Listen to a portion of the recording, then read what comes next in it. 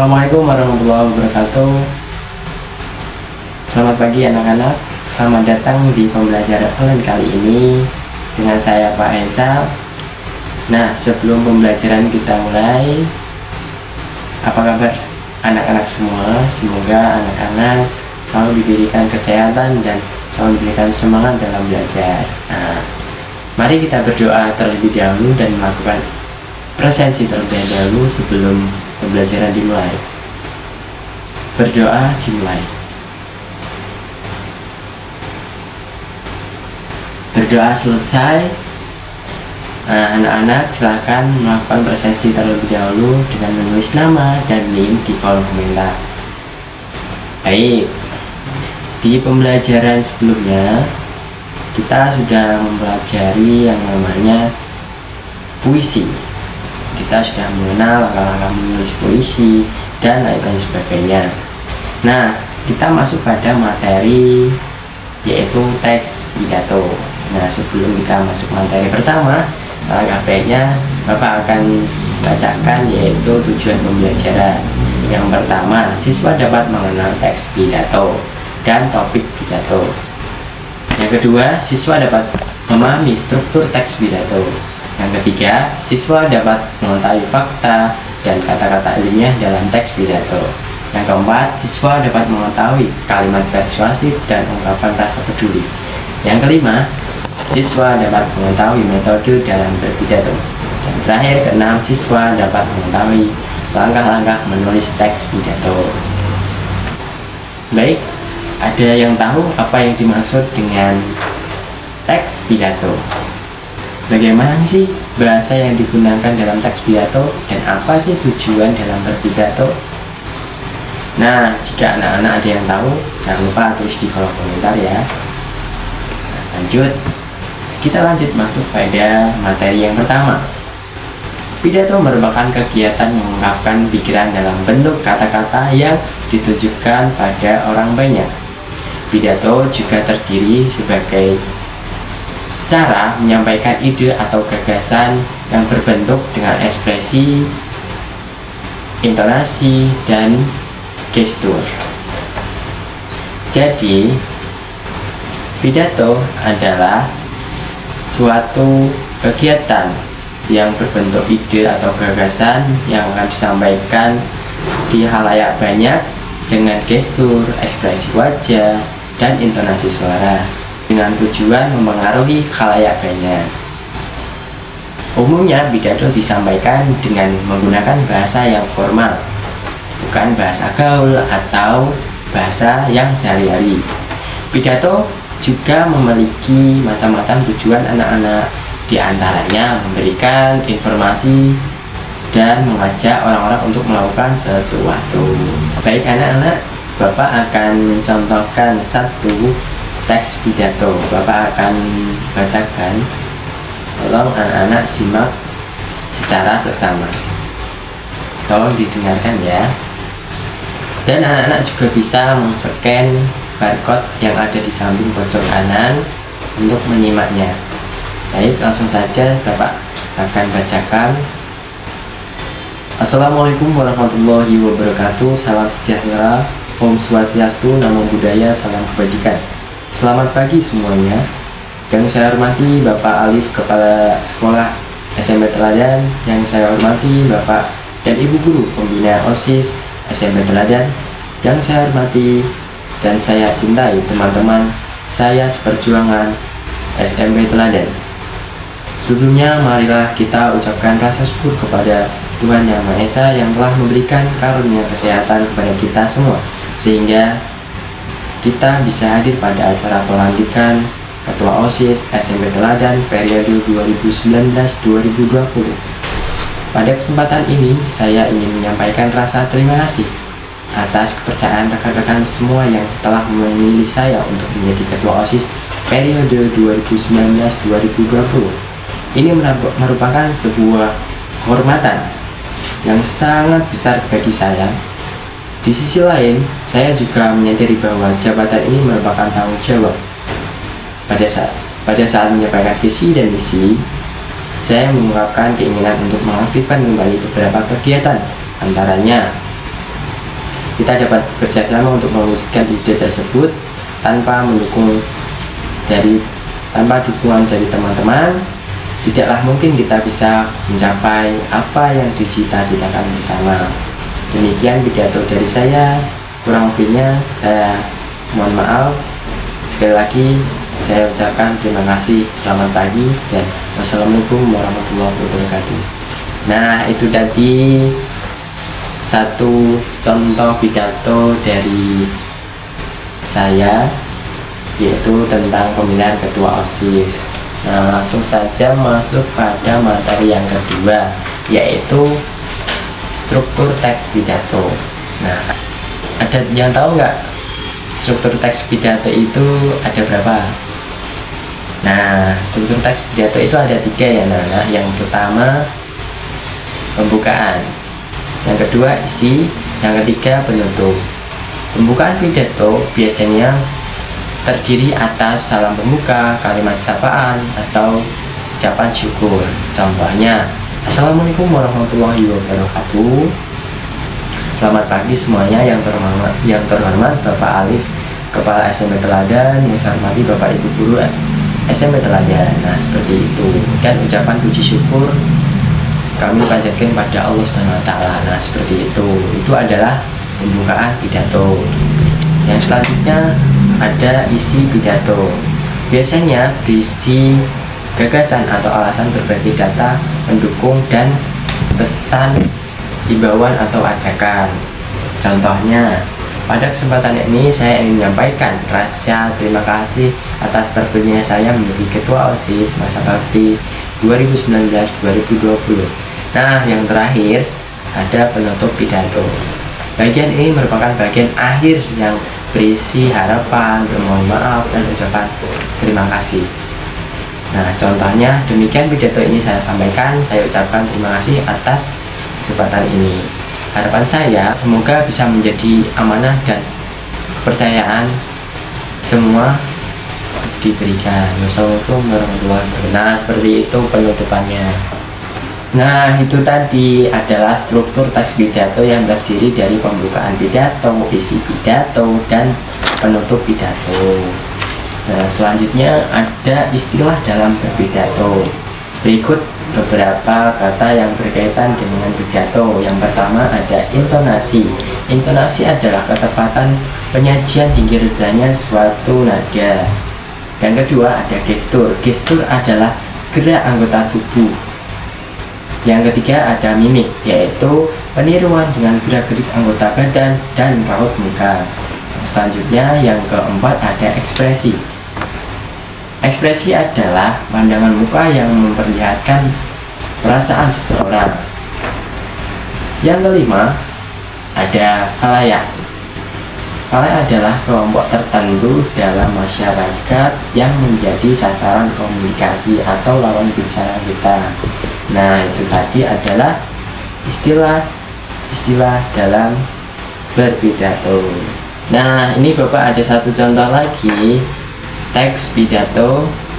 Kalian bisa scan di barcode pojok kanan ya, dan kalian harus baca sampai selesai.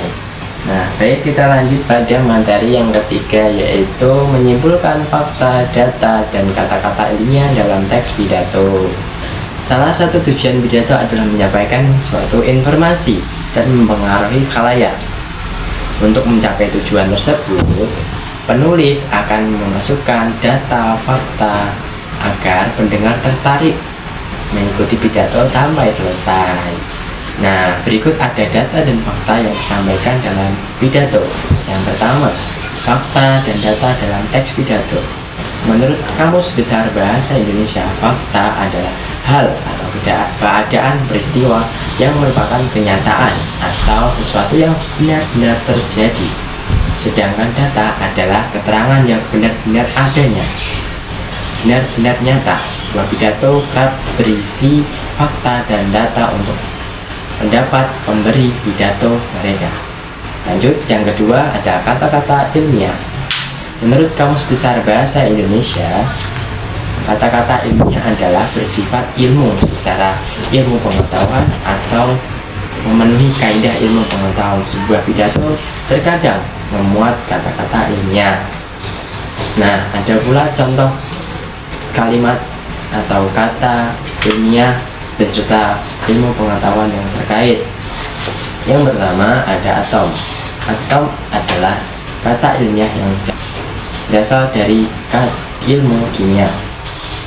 Yang kedua ada bait kata. Bait kata adalah ilmu dari bahasa dan sastra. Yang ketiga ada ekosistem. Ekosistem berasal dari kata ilmiah dari ilmu biologi. Yang keempat ada khatulistiwa. Khatulistiwa berasal dari mana, Pak?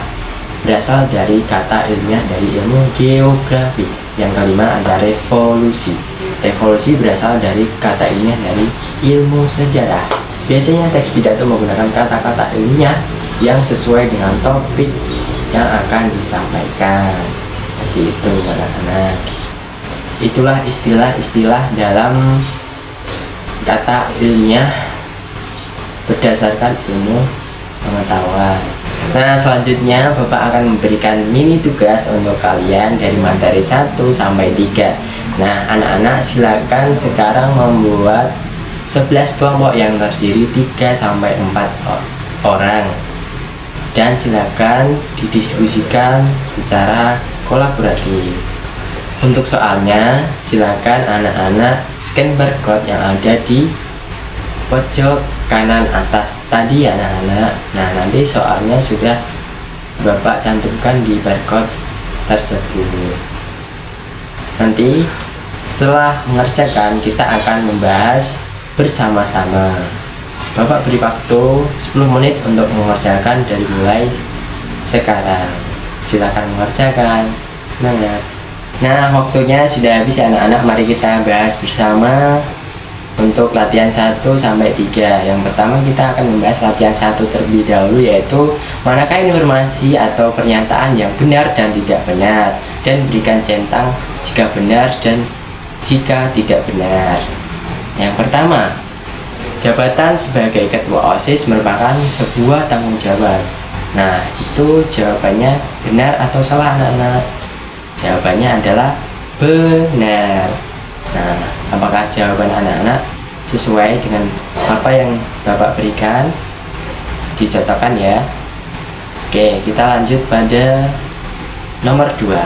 Yaitu OSIS periode sebelumnya itu tidak aktif. Apakah benar atau tidak benar? Jawabannya adalah benar. Kita lanjut pada nomor 3. Pemilihan ketua OSIS itu berlangsung sengit. Benar atau tidak benar? Yaitu tidak benar. Kita lanjut pada nomor 4. Majalah dinding akan diaktifkan kembali. Apakah jawabannya benar atau tidak benar? Jawabannya adalah benar. Kita lanjut soal nomor 5. Semua rencana kegiatan bisa terwujud bila semua rekan bisa bekerja sama. Apakah benar atau tidak? Jawabannya benar. Nah, itu tadi pembahasan latihan soal nomor 1 ya. Kita lanjut latihan kegiatan 2. Latihan kedua yaitu menentukan struktur penulisan yang benar. Nah, silakan anak-anak mencocokkan ya. Nomor 1 yaitu pembukaan. Pembukaan teksnya seperti apa? Yaitu Assalamualaikum warahmatullahi wabarakatuh. Sampai selesai. Yang kedua ada isi, yaitu teksnya yang benar adalah saudara-saudara, izinkan saya menyampaikan sesuatu bahwa masalah sampah kian menjadi masalah yang besar. Nah, seperti itu adalah isi. Selanjutnya ada penutup.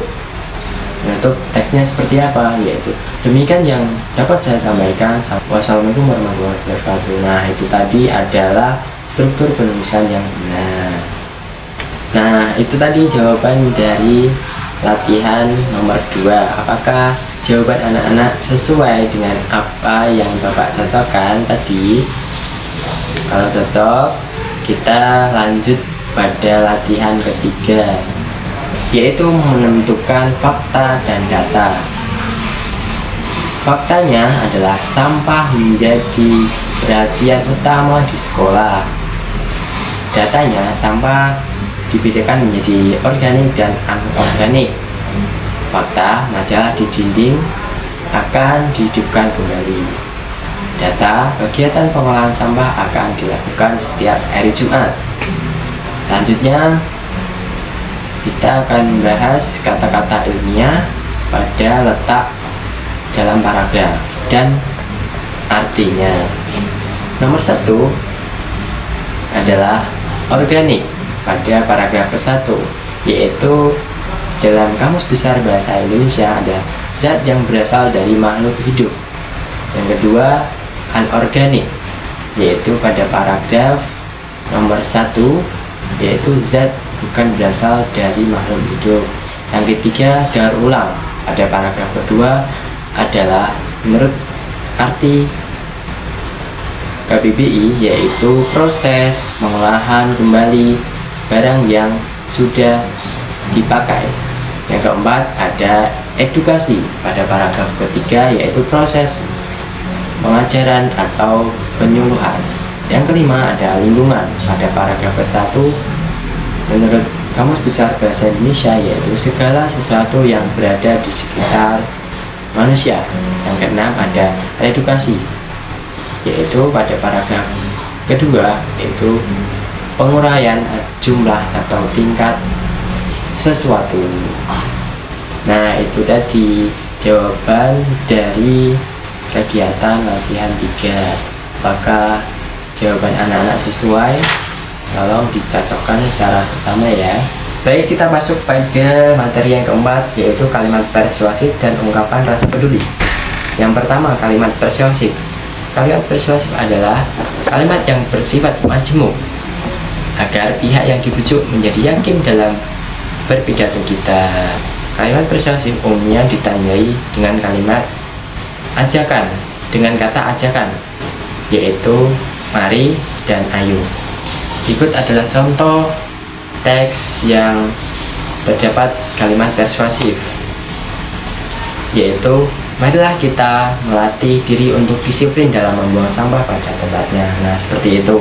Lanjut kita pada nomor 2, yaitu ungkapan rasa peduli. Ungkapan rasa peduli atau simpati adalah sebuah pidato yang ditunjukkan pada manusia, binatang, tumbuhan, atau lingkungan. Contoh kalimat yaitu 1. Kita harus peduli dan menjaga lingkungan. Yang kedua, saya juga berharap semua peduli dan membuang sampah pada tempatnya. Nah, itu tadi adalah materi yang keempat, yaitu kalimat persuasif dan ungkapan rasa peduli. Gimana anak-anak? Apakah masih semangat? Kita kurang 2 materi lagi. Tentunya masih semangat ya. Oke anak-anak, kita masuk pada materi yang kelima, yaitu metode-metode dalam berpidato. Metode-metode dalam berpidato yaitu ada 4 anak-anak. Yang pertama ada pidato impromptu. Yang kedua ada pidato manuskrip. Yang ketiga ada pidato memoriter. Yang keempat ada pidato extempore. Pidato impromptu adalah pidato yang dilakukan secara spontan atau tiba-tiba. Yang kedua, pidato manuskrip, yaitu pidato yang dilakukan dengan menggunakan naskah. Yang ketiga, ada pidato memoriter, yaitu pidato yang disampaikan dengan cara menghafal atau kata per kata atau kalimat per kalimat. Yang terakhir, yang keempat, yaitu pidato extempore, yaitu pidato yang disampaikan dengan menyampaikan garis-garis atau poin-poinnya saja. Nah, itu tadi metode-metode dalam berpidato anak-anak. Kita masuk pada materi yang keenam, yaitu langkah-langkah menulis teks pidato. Nah, anak-anak sudah menyimak ya dari awal sampai akhir tadi. Kita masuk pada cara penulisan atau langkah-langkah menulis teks pidato.